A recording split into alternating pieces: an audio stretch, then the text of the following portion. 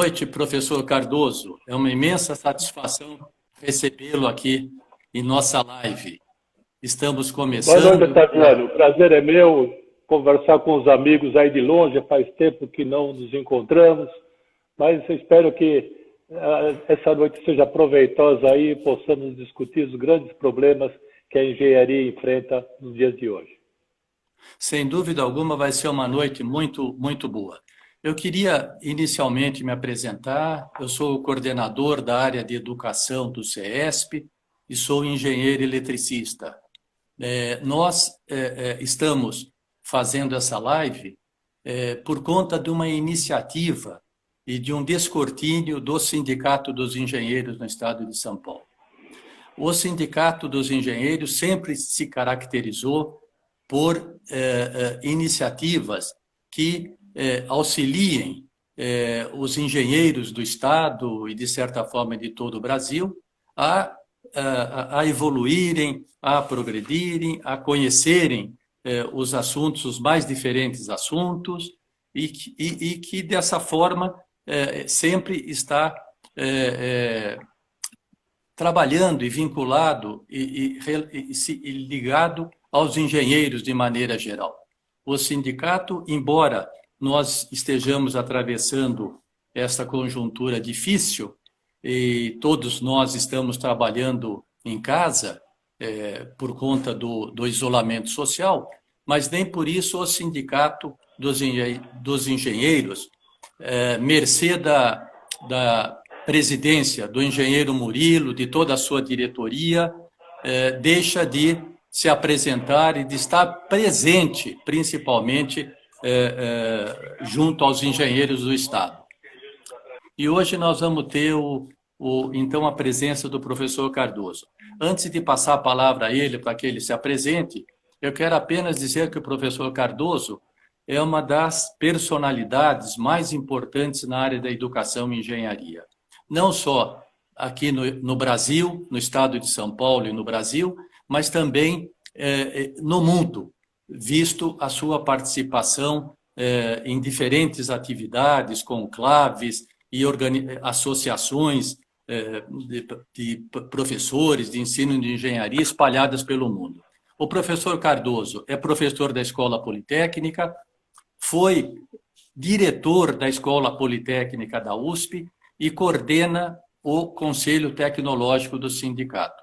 Eu queria, então, passar a palavra ao professor Cardoso, antes de dar início efetivo à nossa live, para tratar do tema como será a volta à escola, que não existe mais, em função exatamente das mudanças que terão que ser feitas, mas eu inicialmente queria que o professor Cardoso se apresentasse, para que depois eu possa retomar a palavra e dar início, então, ao nosso trabalho. Bom, boa noite a todas e a todos. Eu agradeço muito o convite para participar desse evento e discutir essa questão importante, que é a questão da educação e engenharia, no momento em que a engenharia, de fato, está passando por problemas muito difíceis em função de todo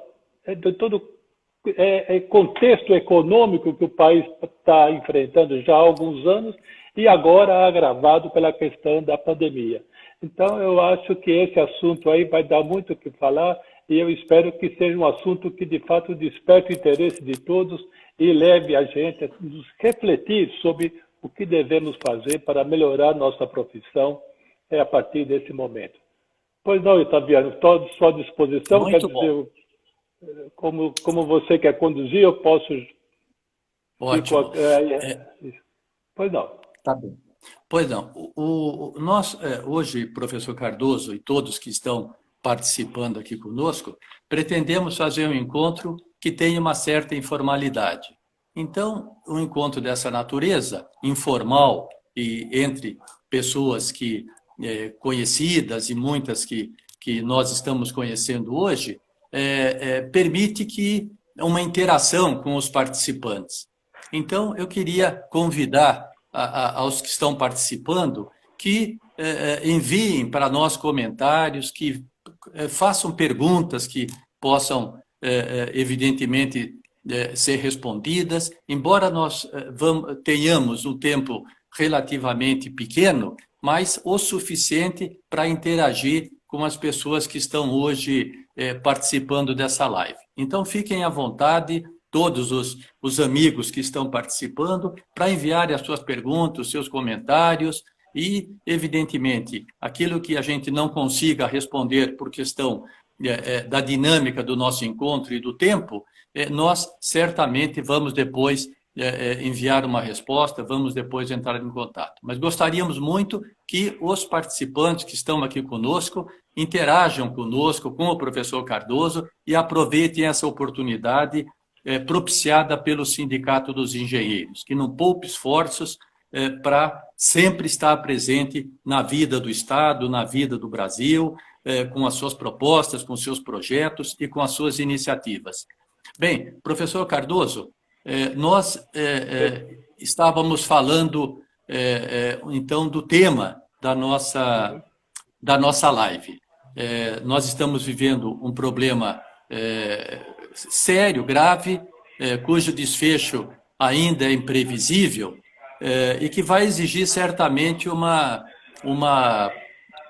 presença e uma disposição para que disposição de todos nós para que nós enfrentemos essa nova situação. Eu queria inicialmente lhe pedir para que você faça uma pequena, contextualize um pouco contextualize um pouco esse nosso encontro, falando inicialmente um pouco alguns dados da economia brasileira, a questão da pesquisa, quantas andam, para que depois a gente possa avançar na nossa agenda e nas questões que gostaríamos de colocar. É uma ótima ideia, Otaviano. Eu queria começar mostrando alguns números da nossa economia, que é importante porque a gente entende o contexto que a nossa engenharia está inserida e o problema que ela está enfrentando. Para você ter uma ideia, Otaviano, você deve saber muito bem disso, mas convém a gente lembrar, em 2011 nós tínhamos um PIB de 2,6 trilhões de dólares, 2011. Em 2018 esse PIB é de 1,5 milhão de trilhão de dólares. Quer dizer, houve uma queda sensível de 2011 a 2018. Nós éramos a 5ª economia mundial, somos agora a 8ª. Não é uma posição ruim, mas a gente caiu muito. E isso impacta diretamente na nossa profissão, que depende da economia para sobreviver, e os governantes não sabem que é justamente a partir da engenharia que nós podemos recuperar nossa economia fazendo uma ação correta em cima das nossas competências. Nós somos um país que temos 210 milhões de habitantes e temos 12 milhões de desempregados, Otaviano. Quer dizer, isso aí é uma situação muito complexa que nós precisamos encarar. Para você ter uma ideia da pesquisa, a pesquisa nossa, a meu ver, está excelente, está muito boa, né? Nós estamos na 14ª posição dos países que mais publicam em revista científica de qualidade. Não é uma posição desprezível, né? Algo em torno de 0,7% do nosso PIB, ele é destinado à pesquisa. É muito pouco comparado com os países desenvolvidos. E mesmo assim, a nossa posição na pesquisa está na 14ª posição, é ótima. Nós estamos na frente de Suécia, Holanda, Suíça e vários países desenvolvidos, né? Com um investimento de 0,7% do PIB, basicamente sustentado pelo Estado. As empresas investem muito pouco nas pesquisas nas universidades. Tem casos pontuais como Embraer, Petrobras, a Vale, mas não é suficiente para mudar esse percentual de 0,7% do PIB. Quer dizer, nós precisamos, de fato, que as empresas comecem, de fato, a investir na nossa universidade de pesquisa para que a gente comece a fazer uma pesquisa que, de fato, comece a dar resultado. Porque, como eu já comentei com você uma ocasião, Otaviano, a questão da inovação, né? A inovação foi a sua área, você foi diretor do Isitec, sabe a importância que a inovação tem para o país. Apesar da gente ter uma posição confortável de 14º colocado em pesquisa, nós estamos na 66ª posição no que se refere à inovação, no ranking da inovação. Isso, professor.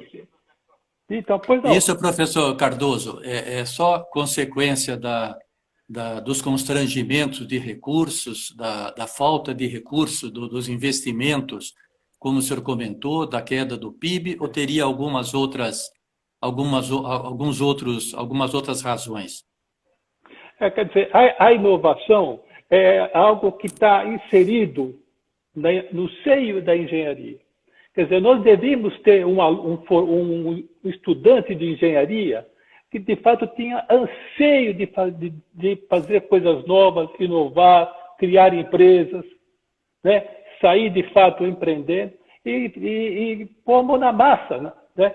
Então, esse tipo de educação que nós estamos fornecendo na engenharia atualmente não estimula o nosso jovem a ser inovador.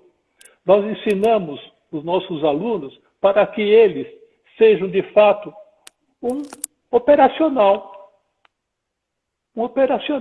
Quer dizer, nós estamos ensinando nossos alunos em função de um cenário que nós tínhamos no século XX, ou talvez no século XIX, no qual bastava você obedecer às ordens, seguir, ter alguma competência em computação, e você estava com o seu emprego garantido.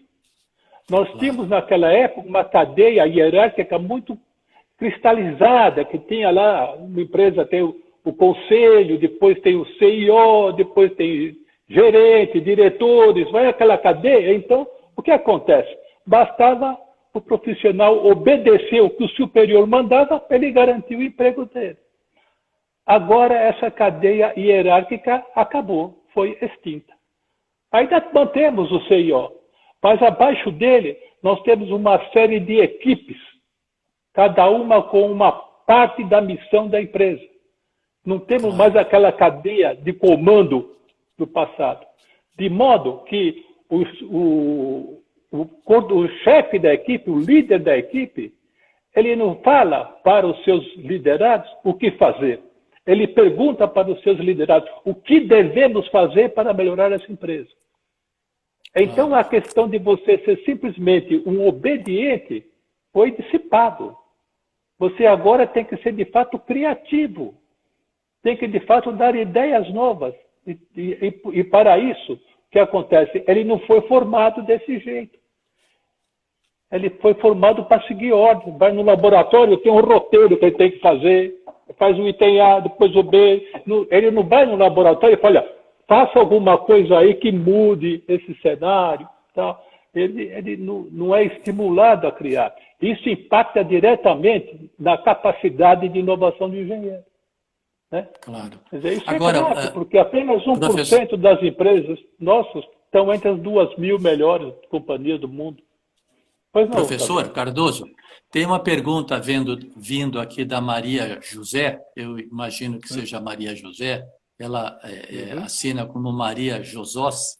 Ela pergunta por que esse valor de 0,7% é muito pouco. Se é muito pouco, e por que ele é muito pouco esse valor? Aliás, qual é a razão que leva a investir tão pouco volume de recursos?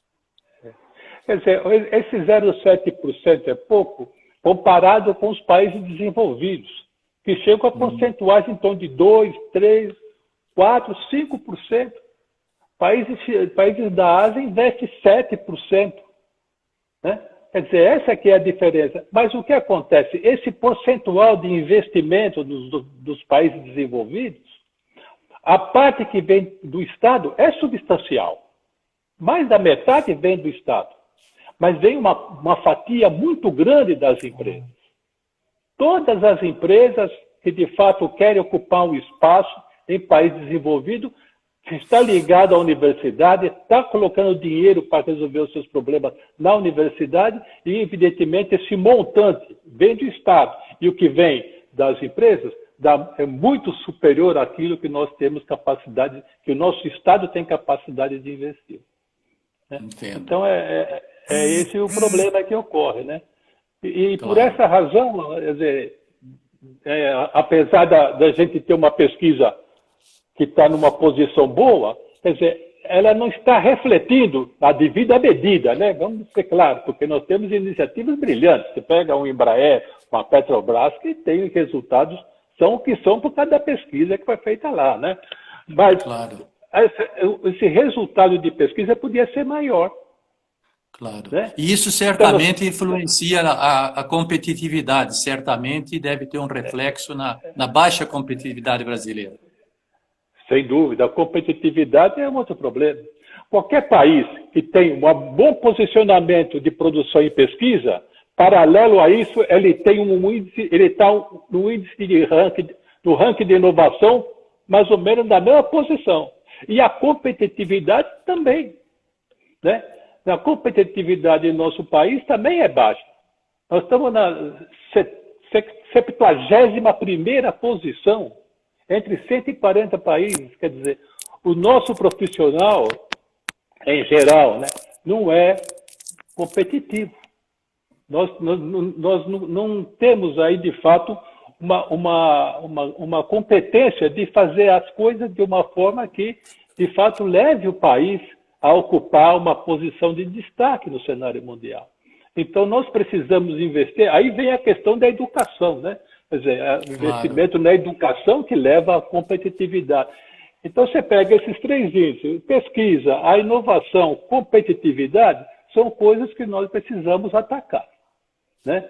Então, tudo acaba indo na inovação. Mas vamos nos fixar a engenharia, que isso que é importante, né? A engenharia que é... Sem dúvida. O nosso Ela é a foco, base, né? ela é a base de tudo, né? Que estão chegando algumas perguntas já sobre os cursos de engenharia, e antes de passar a você essas perguntas, eu sugeriria e pediria, se fosse possível, dar um panorama do que vai pela área de engenharia no Brasil. Os números de formandos, evasão, escolas. Se puder dar um panorama, tem algumas perguntas já a respeito.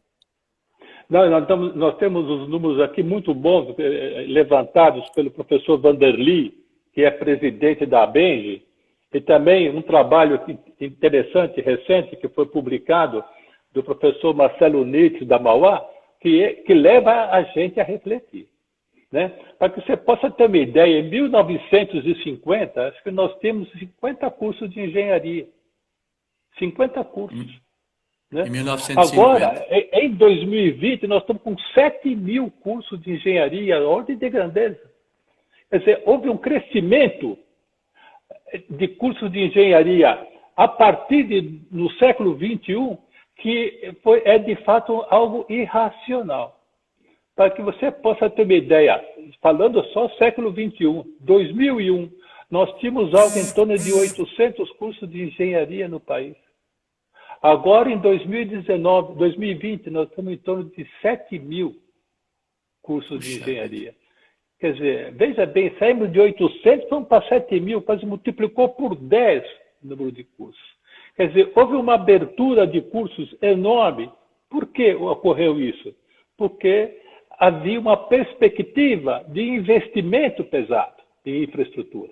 Teve a UPAC, né, que nós no sindicato participamos muito nessa questão do PAC, que havia uma perspectiva de se contratar em torno de 250 mil engenheiros, né, porque em função do investimento. A cada $1 milhão, cria-se um posto de engenheiro. Cria-se um posto de engenheiro. Então, você imagina, nós temos aí um contingente que atualmente de formandos que sai em torno de 100 mil estudantes, 130 mil formandos por ano atualmente. Né? Esses 130 mil, para arrumar emprego para todos eles, nós precisamos de uma quantidade enorme de recursos, cada $1 milhão para arrumar um emprego de engenheiro. Então, o nosso PIB deveria ter um crescimento em torno de 10%, para você ter uma ideia. Eu fiz essa conta uma vez. Então, com 10% de crescimento no PIB, a gente consegue contratar todos os formandos. Mas o nosso PIB está baixo. Teve atingido valores negativos, quer dizer, então, de fato, é o que ocorre, né? O desemprego muito grande. E a gente tem que arrumar uma forma de resolver essa questão. que é justamente fazer o aluno criar o seu emprego. Ele tem que, de fato, ser inovador, encarar, ser empreendedor, né? Para que, de fato, possa gerar riqueza para o país, né? Quer dizer, nós estamos titulando atualmente, os últimos números aí, em torno de 130 mil engenheiros por ano. 92 mil das escolas privadas e 35 mil das universidades públicas. É esses os números que nós temos atualmente. É muita gente. Agora, no começo na década de 90, nós titulávamos menos de 20 mil. No começo do século, 20 mil engenheiros por ano a gente titulava. Em 2000, 20 mil engenheiros. Agora nós titulamos 130 mil. São números comparáveis ao número de engenheiros formados nos Estados Unidos, né? Quer dizer, então nós estamos com uma mão de obra abundante de engenharia, louca para trabalhar, para criar, precisa ter oportunidade, né? Agora, eu não vou, professor Cardoso, ou não. professor Cardoso, e com relação também a comentários e isso tem uma certa procedência de que do contingente de estudantes, de ingressantes nas escolas de engenharia, durante o curso, por razões diversas, durante o curso, eles desistem do curso. Então, haveria uma evasão muito grande dos cursos de engenharia, agravado pelo fato de que, mesmo aqueles que se formam, os formados no curso, também se deslocam para áreas diversas das áreas da engenharia. Não que isso seja muito ruim, porque, afinal de contas, o engenheiro ele é um multi-especialista, ele tem habilidades que permitem ele migrar de uma área para outra. Mas como é que se vê esse fenômeno também da saída da área da engenharia por aqueles que se formam na engenharia e também a evasão que acontece durante o curso? Eu queria citar um trabalho recente que o professor Marcelo Nietzsche, que é pró-reitor acadêmico da Mauá, fez, ele apresentou no COBENGE, que de fato, quando eu vi esse trabalho do professor Nietzsche, eu entrei em pânico, para ser sincero. Ele apresentou os números lá no trabalho cuidadoso, que ele analisou os microdados do INEP e levantou lá os gráficos que mostram que em 2015, Otávio, para você ter uma ideia, nós tínhamos 1.400.000 matrículas em curso de engenharia. Em 2015. Do primeiro ao quinto ano. 1.400.000 matrículas em 2015. Em 2017, 2 anos depois, esse número baixou para 1 milhão. De 1.400.000 baixou, nós temos 1 milhão e não chega a 100 mil matrículas em 2015, e com forte tendência de queda. Forte tendência de queda. Quer dizer, então nós estamos em que situação? A quantidade de cursos, a oferta crescendo e a demanda caindo. Quer dizer, é uma tragédia anunciada. Quer dizer, já está sendo notado que tem escolas fechando, tem cursos,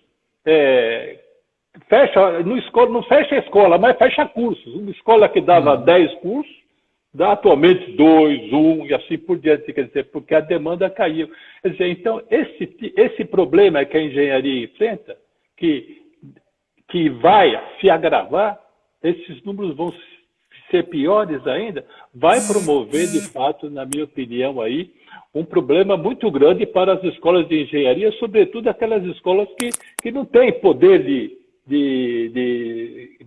segurar o aluno pelo fato da qualidade, do preço, enfim, é aquilo, né? Vai ficar as escolas tradicionais e isso aí é uma tragédia. Mas, enfim, você comentou da evasão. A evasão, então, é altíssima.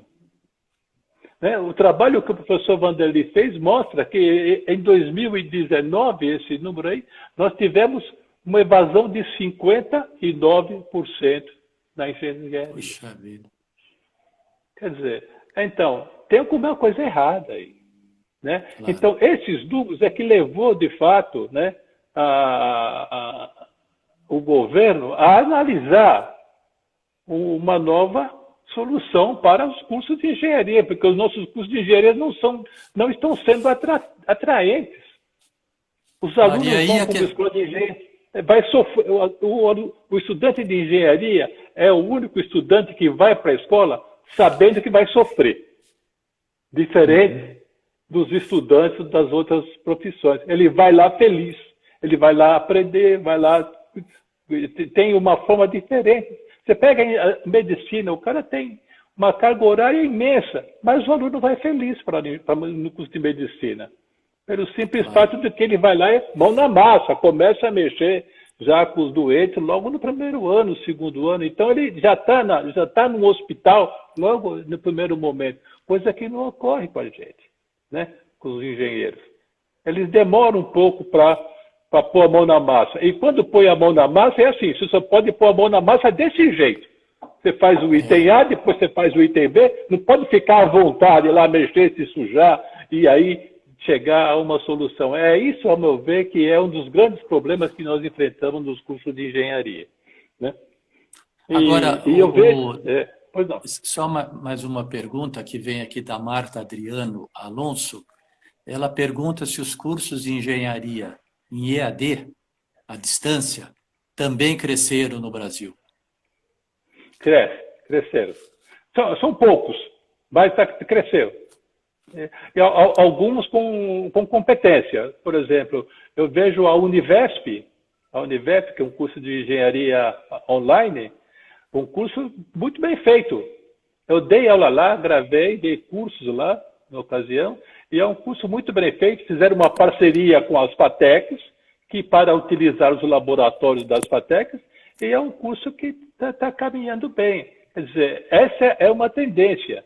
Né? Havia muita gente, muitos profissionais refratários ao ensino online. Né?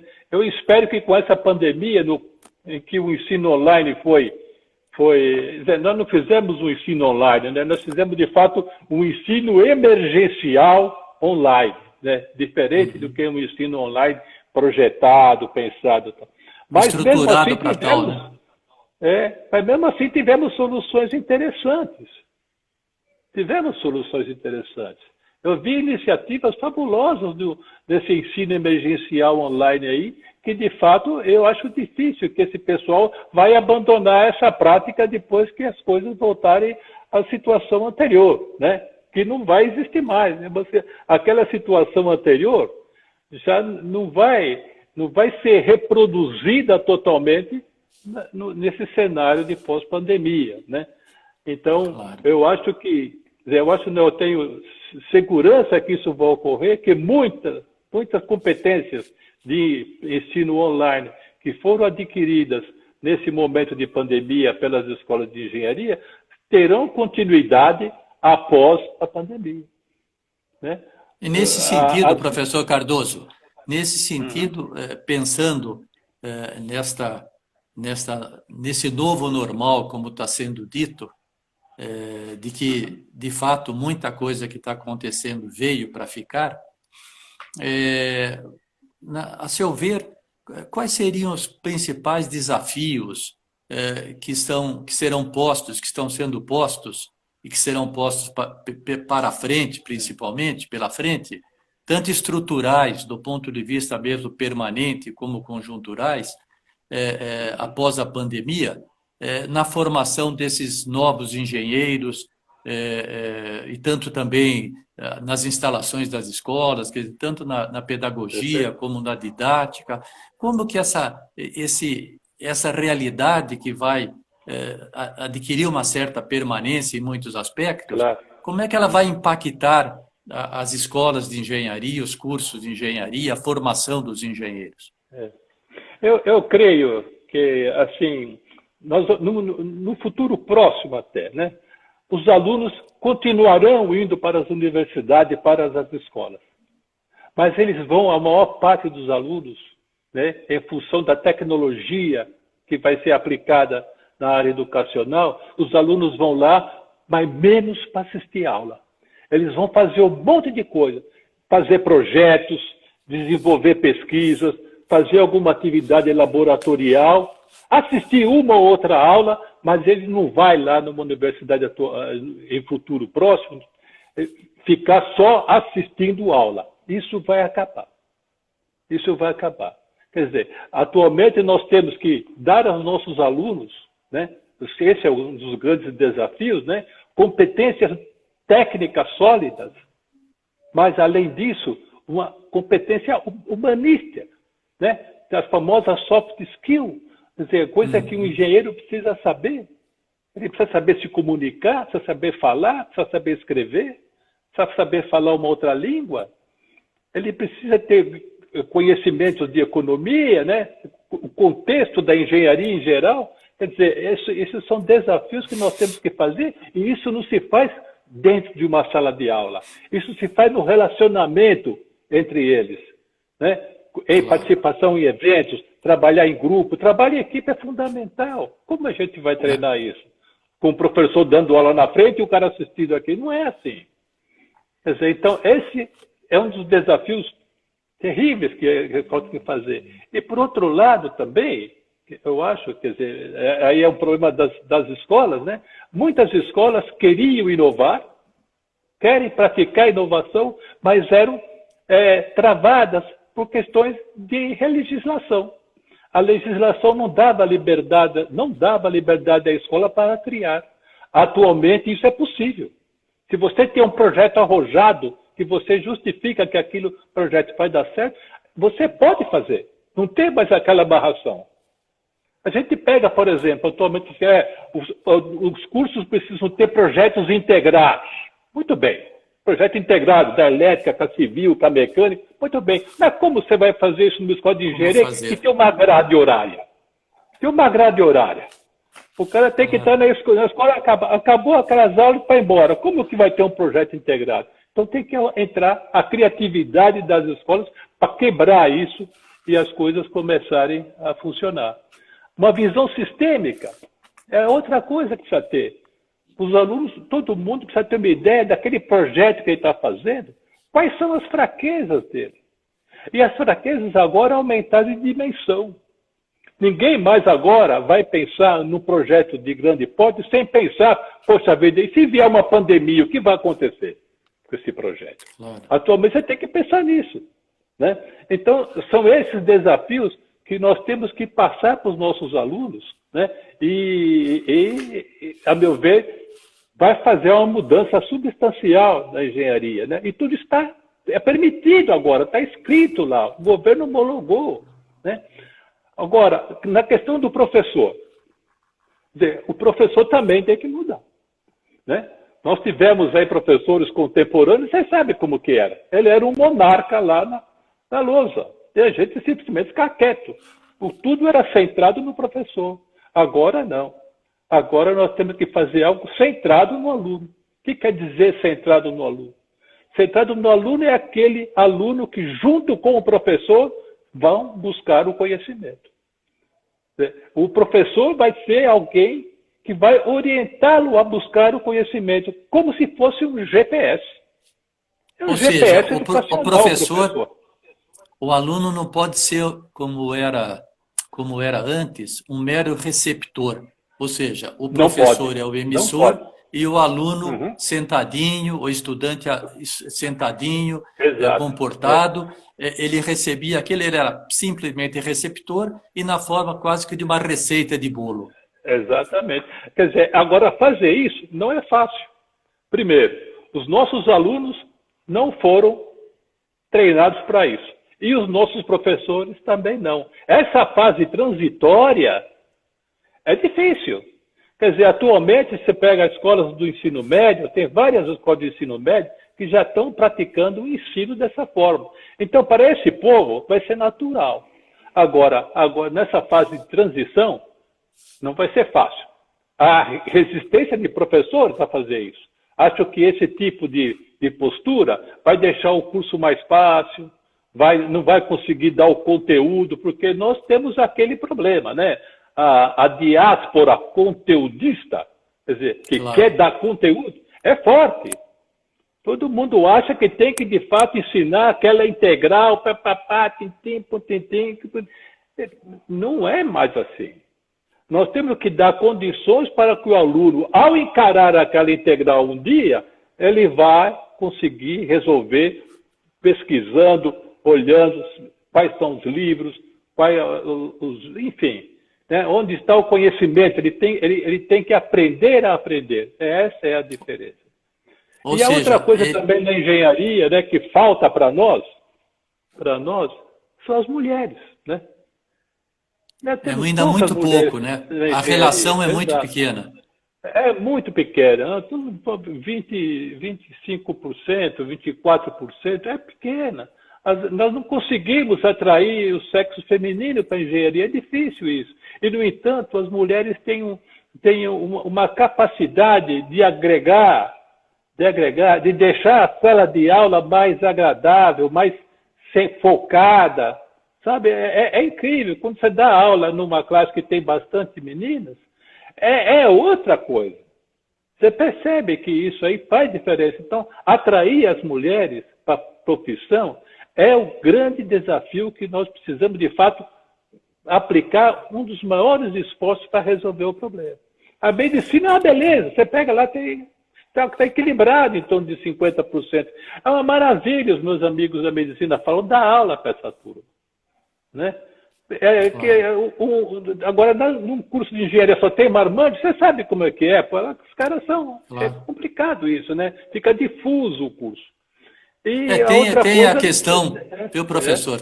O professor Cardoso tem mesmo essa questão da sensibilidade, da convivência, do relacionamento.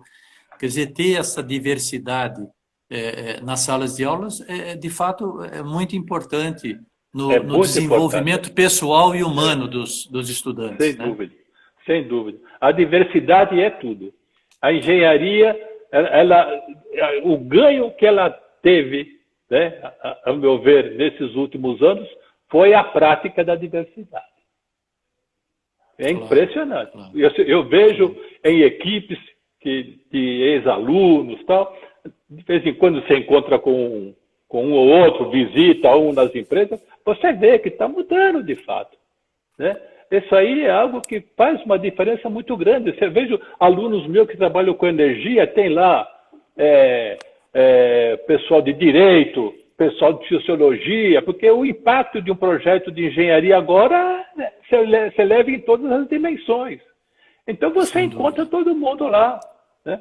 Então isso é importante, essa diversidade não só de profissões, mas também de sexo, gênero, enfim, tudo que é possível para que de fato apareça coisa nova, porque não adianta, você põe todo mundo igual, faz tudo no mesmo jeito. O resultado sempre vai ser igual. Vai ser igual. Né? Agora, eu queria, professor Cardoso, eu queria emendar uma pergunta aqui da engenheira Valéria Neri. Ela pergunta como os novos engenheiros que estão se formando, aqueles que estão saindo da escola, exatamente em meio a essa crise que nós estamos vivendo, a pandemia, toda essa situação de dificuldade, de mobilidade e tudo mais, como é que eles poderiam se sobressair como é que eles poderiam se destacar e se sobressair de modo que tivessem êxito nas suas carreiras? O que seria os novos engenheiros? Eu falo para eles, olha, creio eu, em torno de 60% a 70% praticam isso. Sai do... Ele escolhe um MBA, quer dizer, ele tem um anseio dele. Você pega lá um engenheiro, às vezes, na Poli ocorre muito disso, faz engenharia de Minas, mas quer trabalhar em finanças. Saiu do curso de engenharia de Minas, ato contínuo, procura um curso de pós-graduação em finanças. Começa a estudar, né?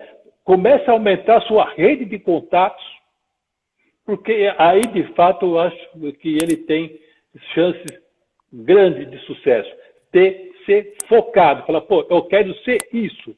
Então, para eu ter essa competência, eu preciso disso, fazer um planejamento na sua vida. Né? Porque não adianta, se ele pega, se forma e fica parado, Se você ficar parado um ano, você sabe, Otaviano, é expelido do mercado. É Claro, é expelido. verdade. Em um ano, tanta coisa nova que ocorre, é necessário o cara ficar correndo atrás, continuamente atrás do conhecimento, focado naquilo que ele tem como objetivo, né? Eu quero ser, finalmente, de fato, um profissional de finanças de respeito. Então, começa a buscar formação nessa área e estabelecer relacionamento com pessoas que, de fato, te dê contribuição naquela área. É esse o objetivo, participar de eventos dessa área. Enfim, eu falo, olha, perder um evento, participe de eventos. Os eventos são importantes, Otaviano. Claro, a atividade extracurricular, os eventos fora da escola, né? Exato, Claro. ele encontra conversa com um no corredor, vê ideias novas, vê uma palestra que me estimula a fazer alguma coisa, é incrível. Quer dizer, é isso que eu falo em sala de aula, quando eu tenho um tempo de conversar com eles assim mais sobre isso, e eu vejo que vários seguem esse tipo. Atualmente, eles entendem que, de fato, o estudo tem que ser contínuo. A educação é continuada. Educação nunca se termina. Não pode parar, né? Nunca pode parar. Professor Cardoso, E para o ainda engenheiro, sobretudo. Para o engenheiro, Claro, sobretudo, claro. porque para o engenheiro, o mundo sempre tem coisa para fazer. Sempre tem coisa para fazer, e se a gente para, para retomar, às vezes não é tão simples, né? Por conta dos compromissos e tudo mais. O Francisco Dantas, ele nos pergunta, o professor conhecido nosso, sempre presente nessas atividades, o seu curso de engenharia à distância, se é possível ter curso de engenharia à distância, e como que isso se daria, quer dizer, qual o mecanismo adotado, caso exista. Eu só queria chamar a atenção para uma coisa, professor Cardoso e todos que estão aqui conosco, nesta live do Sindicato dos Engenheiros, que nós temos um tempo limitado e já quase que estamos caminhando para o último quarto do tempo que nós temos. Então, se puder uma resposta muito breve, tem outras perguntas que eu queria também lhe passar, professor Cardoso. Francisco Dantas pergunta, o curso de engenharia EAD é possível? É possível. Mas nós precisamos entender bem o que é um curso de engenharia à distância, né? Um curso de engenharia online, por exemplo, vou dar o exemplo do Brasil da Univesp, tá certo? Ele tem as disciplinas online, mas o que acontece? Ele tem que, uma vez por semana, ir a um polo, onde ele tem lá um tutor que vai conversar com ele, resolver alguns problemas que ele teve durante o curso. Ele vai uma vez por semana, normalmente é aos sábados que vai os alunos, no caso da Univesp, eles vão nas FATECs. Os laboratórios são feitos dos laboratórios das FATECs. Tá certo? E o acompanhamento do aluno, ele é feito por um tutor. Agora, um curso online é muito diferente de um curso presencial. O pessoal me critica por isso, mas eu tenho consciência disso. Um curso online é melhor do que um curso presencial. Eu dei cursos online.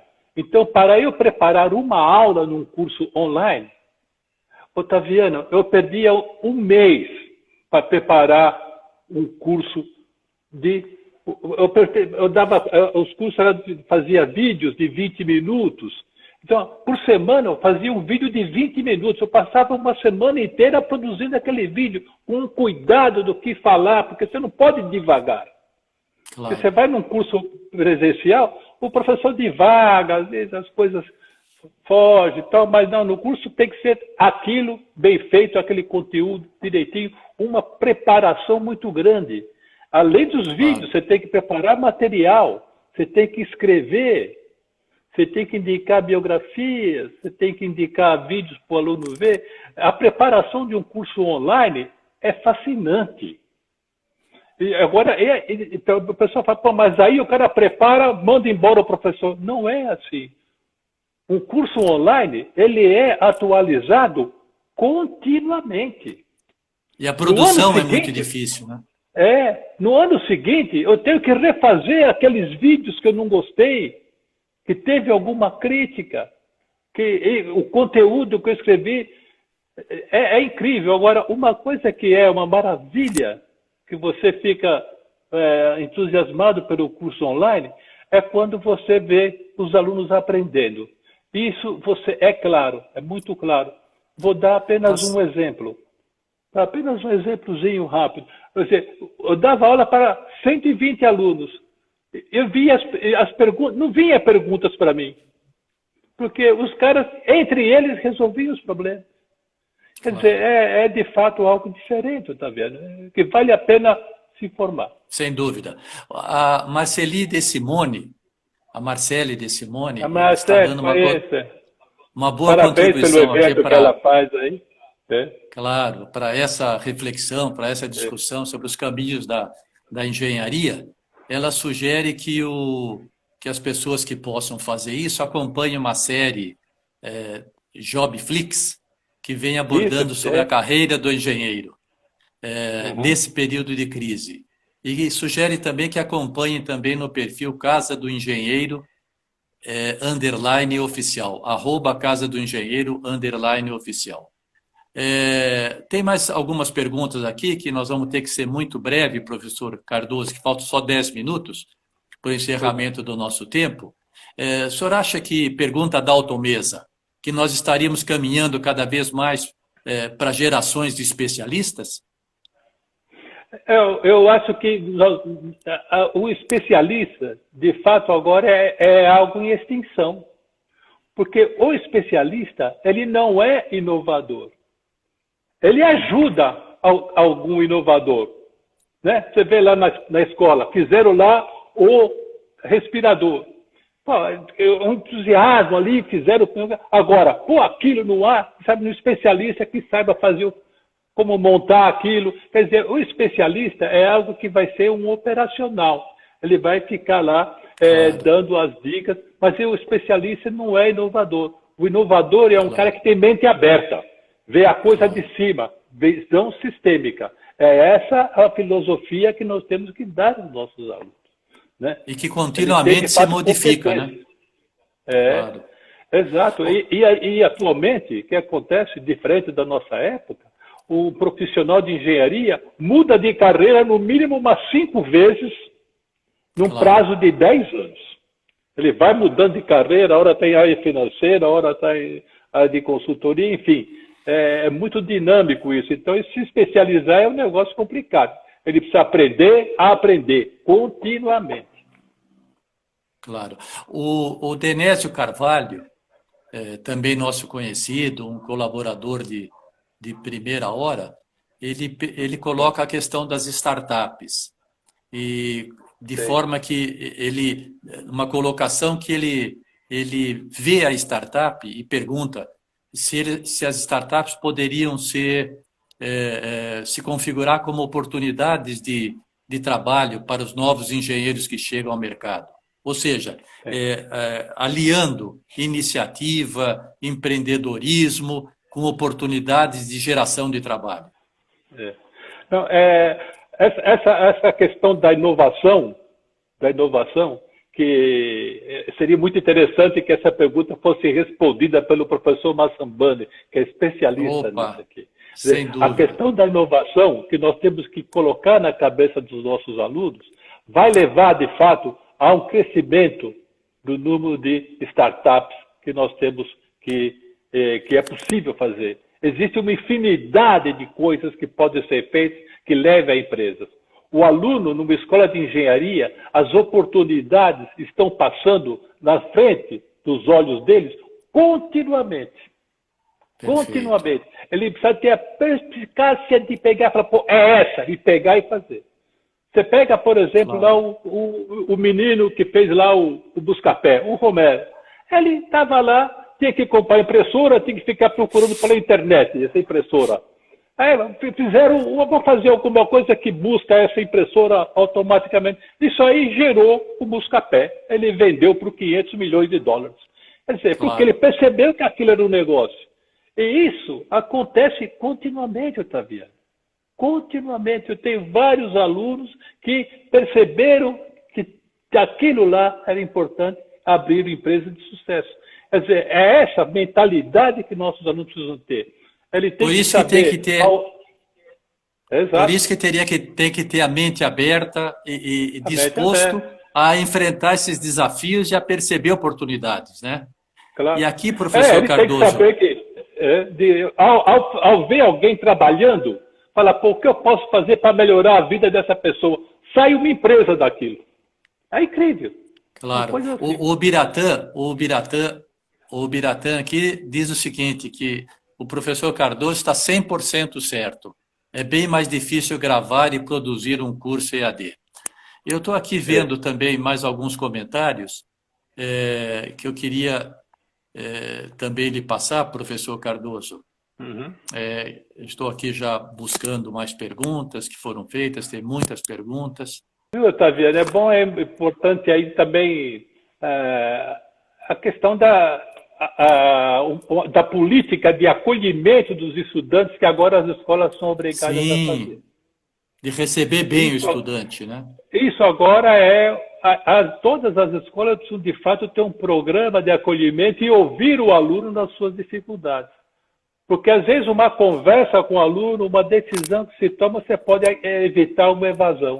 Então, é esse o objetivo: acolher os nossos alunos e ter diálogo com eles para que isso ocorra de uma forma agradável, com profissionais, quer dizer, não deixar ele abandonado, como a gente falava, solta no passo que ele se vira. Não é mais assim.